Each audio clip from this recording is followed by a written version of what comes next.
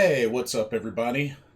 Blitzball Champ is back here on the U to the Tube with another pro wrestling talk video brought to you by Blitzball Champ Gaming. So, I wanted to take some time to just do a quick recap and give my thoughts on New Japan Pro Wrestling's Power Struggle that took place over this weekend. Excuse me. Wanted to go through this, and I have to say, there were a handful of title changes in this event. I was kind of surprised at which titles did get changed, got swapped. So let's dive into this because it was an actually very intriguing event. But let's go over it. So this was this past Saturday at the Osaka Prefectural Gym, Edion Arena in Osaka, Japan. Power Struggle. So the first match was pretty straightforward. It was Doki and Yoshinobu Kanemaru of Suzuki Gun taking on Young Lions Kosei Fujita and Ryuhei Oiwa. I don't even know if I said that correctly. But it wasn't a long match at all. Kanemaru-san got the Boston Crab submission. I think the match was only like 5 minutes. Maybe a little more or a little less, but it wasn't a long match. It wasn't a long match at all. And I mean, you know what typically happens when there's young lions. Usually the young lions aren't on the winning side of the match. So this didn't surprise me at all, but it was the opening match. And then the next match, we had a 6-man tag. We had Bullet Club's Grado, Grado, and Tangaloa taking on Tiger Mask, Tomoaki Hanma, and Togi Makabe. So pretty much Bullet Club versus New Japan Pro Wrestling, I guess you could say legends. But Bullet Club ended up getting the victory in this one. And I mean, it doesn't really surprise me. And this match wasn't long either. I mean, it was just a pretty simple Bullet Club versus New Japan Pro Wrestling legends. Tiger Mask, Tomoaki Honma, Togi Makabe got their fill in, but Bullet Club took this one convincingly, and I'm not that surprised. Not that surprised. But wasn't a long match. Pardon me. It wasn't a long match at all, so I think maybe this one was probably shorter than the first match. If either way, pretty close. And then we had another 6-man tag where we had LIJ's Bushi, Hiromu Takahashi, and Sanada taking on Master Wada, Ryusuke Taguchi, Yuji Nagata. This was a pretty simple one. I mean, LIJ pretty much took this match convincingly. And, I mean, like I said, I'm not sold on Master Wado. Ryusuke Taguchi, I mean, him and Yuji Nagata, I feel like, were the best on that particular team. But, like I said, I'm not sold on Master Wado. And then again, Ryusuke Taguchi was the one that got pinned. So, but it was a pretty one-sided match, realistically. But LIJ with the victory.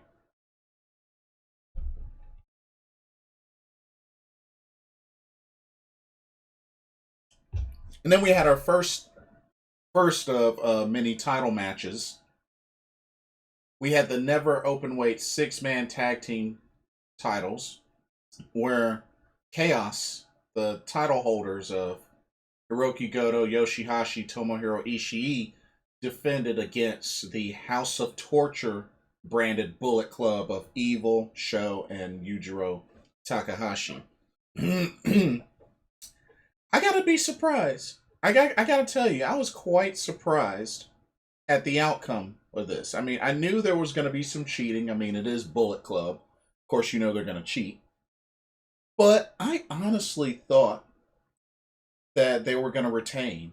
And sure enough, Evil was able to take advantage after a whole bunch of cheating and was able to put away Yoshihashi with the Everything is Evil to pick up the win and become new never open weight 6-man tag team champs.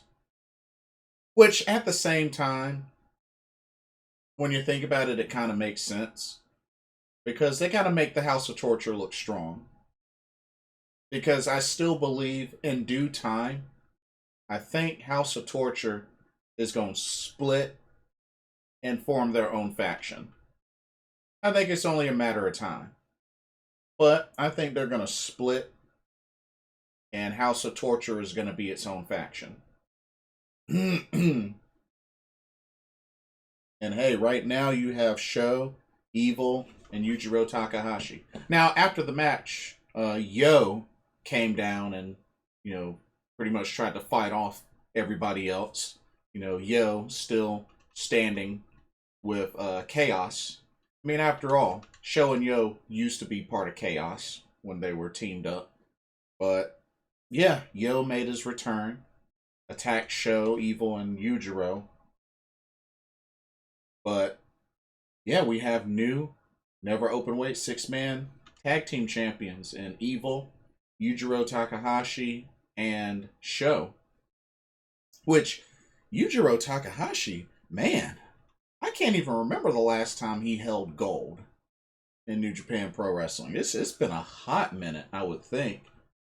But yeah, I haven't seen him win gold in forever. But hey, House of Torture walks away with this title victory, and they're the champs now. And I just feel like I was surprised, but at the same time thinking about it, they got to make the House of Torture look pretty strong. I mean, it's a fairly new faction, so it is what it is. But new champs there. Next up, we had the KOPW 2021 trophy on the line. Now, the fans had a choice between a Kiss My Feet match and an amateur rules wrestling match. And the fans ultimately voted for the amateur wrestling rules match. So, they had Yuji Nagata come in with a few of the young lions to demonstrate the rules of this match. I mean, certain successful actions yield you points, whether it was takedowns, submissions, getting them on the ropes, reversals, stuff like that. So this match was the Grado Karn versus Toriano. And they both had on the Greco-Roman, I guess, amateur wrestling headgear and stuff like that, attire. So I thought that was pretty interesting. But yeah, they had an amateur wrestling match. And ultimately, in 2 periods, Toriano was able to win by a score of 6-5 to retain the KOPW 2021 trophy.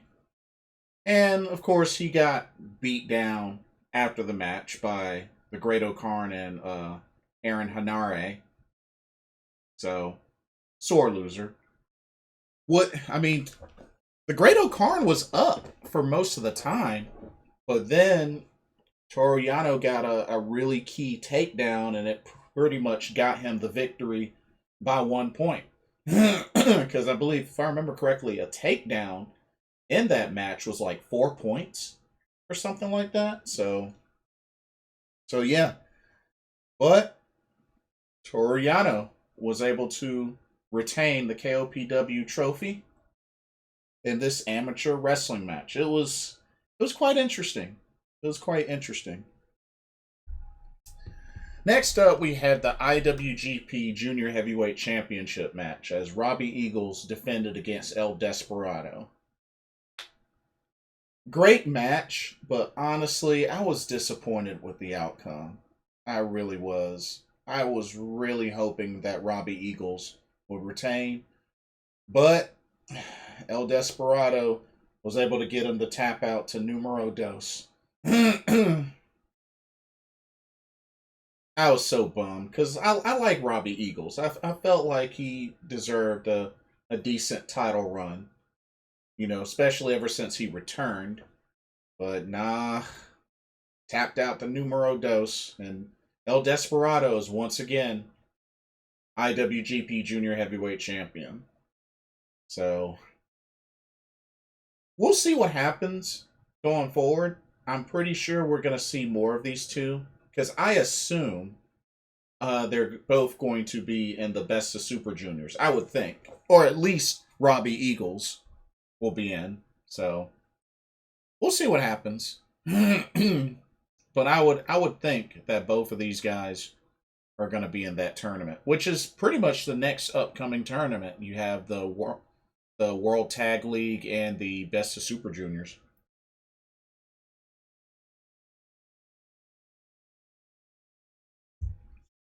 But great match overall. I just didn't think Robbie Eagles would lose the title in his second defense. You know what I mean? So I was shocked. I was really shocked at the outcome. But El Desperado, once again, your IWGP Junior Heavyweight Champion. But Robbie Eagles still has one half of the IWGP Junior Heavyweight Tag Team Championships, which he has with Tiger Mask. So he still has some gold on him. Next up, we have the IWGP United States Heavyweight Championship as Hiroshi Tanahashi defended against Kenta. And I can tell you right now, this was pretty much my favorite match of the card. This was my favorite match of the card. I mean, this was a great match. Just went back and forth. I thought the table spot with the high fly flow threw Kenta onto the table. Great spot. But these two were just back and forth, just destroying each other. And sure enough, Kenta was able to hit the go to sleep on Hiroshi Tanahashi and to become the new IWGP United States Heavyweight Champion. I was pumped for that. Congratulations to Kenta. Well deserved. I know he had a shot before at this title when Jon Moxley had it, but wasn't able to get the job done. But hey, turns around and beats the ace to become champion. So I think this is big. This is really big for Kenta. And I hope he has a good title run.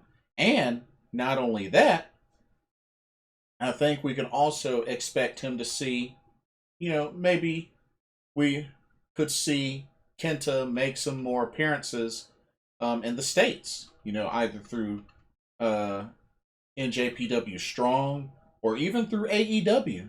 You got to remember, Mox has defended that IWGP United States Championship in AEW before, as well as NJPW Strong. So I expect that we're going to see Kenta do the same. Here's hoping. But congratulations to Kenta on winning that title. Well deserved. I hope he has a good, decent run with it. All right, next up we had the contract right to challenge the IWGP Heavyweight Champion at Wrestle Kingdom. This contract was on the line. It was Kazuchika Okada defending against Tama Tonga, the man that did give him his one and only loss in G1 Climax 31. So he pretty much earned his opportunity for this contract. And he gave it a great effort, a really great effort. I mean, there were some close calls. This was probably my second favorite match. And there were some close calls where Tama Tonga almost won. But sure enough, fell to the Rainmaker And I got to give him props for being able to outpower and last and endure the money clip. But a Rainmaker did him in, and Okada was able to retain the contract. But this was an incredibly great match. Now, the main event was, of course, the IWGP World Heavyweight Championship on the line as Shingo Takaki defended against Zack Saber Jr. Zack Saber Jr. is another one, defeated Shingo in the G1 Climax 31. He made him tap out. But Shingo was able to get his revenge and was able to bounce back after that loss. Was able to hit Zack Saber Jr. with the Last of the Dragons. Although I gotta give Zack Saber Jr. his props. He almost beat him, especially hitting a handful of submissions, two Zack drivers. Like, he brought his A game, and it really looked like Zack Saber Jr. was probably going to win, but not so. Shingo was able to endure, hit a Last of the Dragons, and defeat and retain the IWGP World Heavyweight Championship. Now, of course, at the end, Okada comes out with the old IWGP Heavyweight Championship. And it looks like we are still going to have these two face off against each other for the title at Wrestle Kingdom. That is, unless they plan on having another opportunity for somebody to try to dethrone Okada for that contract between now and Wrestle Kingdom. Which, I mean, it's November, so I don't see that happening. So I think it's safe to say we're going to see Shingo and Okada in January go against each other at Wrestle Kingdom for the IWGP World Heavyweight Championship. So, looking forward to it. Definitely looking forward to this. But we have 3 title changes in this card. Kenta became new IWGP United States Heavyweight Champion. House of Torture became new Never Openweight 6-man Tag Team Champions in Evil, Sho, and Yujiro Takahashi. And El Desperado won back the IWGP Junior Heavyweight Championship. So, 3 title changes at Power Struggle. But overall, pretty good event. Pretty good event. Looking at the schedule, we got Battle in the Valley coming up. Actually, next weekend. It's Battle of the Valley, as well as the start of the World Tag League and the Best of Super Juniors 28. So, got a lot getting ready to start for New Japan Pro Wrestling next Saturday, November 13th.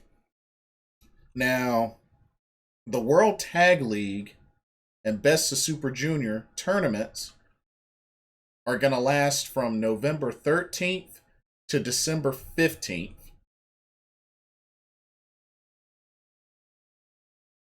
And I wonder when they're going to have the final. Well, I guess it's going to be on December 15th. I guess that's when the finals are going to be. Let's see. And then pretty much after those tournaments is pretty much when Wrestle Kingdom will be around the corner. They're going to have a Road to the Tokyo Dome tour. And then Wrestle Kingdom, which is January 4th and January 4th and 5th. So 2 days for Wrestle Kingdom.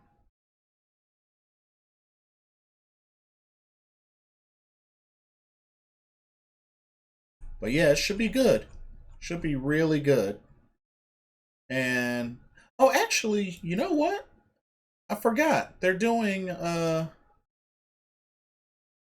they doing, so they have here on the schedule Wrestle Kingdom in the Tokyo Dome and in Yokohama Arena. Oh no. Yeah. Yeah, January 8th for the show in Yokohama, and then 2 nights Wrestle Kingdom in Tokyo Dome, January 4th and 5th. Wow, so 3 Wrestle Kingdom shows. The 4th and the 5th in Tokyo Dome, and the 8th in Yokohama Arena. Wow. That ought to be interesting. That ought to be very interesting. And one of the things with Battle of the Valley, we're going to get Buddy Matthews, formerly Buddy Murphy. He's going to be debuting in New Japan Pro Wrestling, and he's going to be taking on Okada. Kazuchika Okada. So that's going to be big. That's going to be really big, because the word is Buddy Matthews has signed with New Japan Pro Wrestling. And I'm looking forward to that. I would love to see how he does in Japan.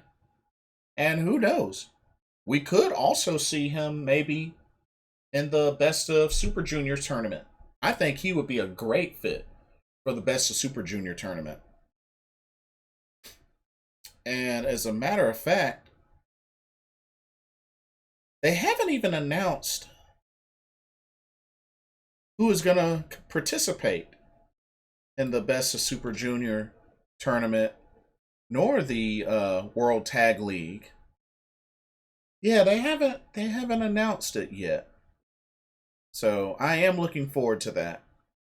Definitely looking forward to that. But yeah, that's pretty much all that I have. Like I said, coming up, World Tag League, Best of Super Juniors, Battle of the Valley. A lot to look forward to with New Japan Pro Wrestling. But anyway, let me know what y'all's thoughts are on Power Struggle. What'd you think of the card? What'd you think of the matches, the outcomes, the title changes? And what are y'all looking forward to seeing in the World Tag League and Best of Super Juniors coming up next week? Who would you like to see as the participants? Like, comment, subscribe. Don't forget to hit the notification bell so you can catch every video when I release. And thank you so much for taking the time to watch. Hope everybody has a blessed week. I'm Blitzball Champ of Blitzball Champ Gaming with another Pro Wrestling Talk video. And I will see y'all very soon. Take care. Bye-bye now.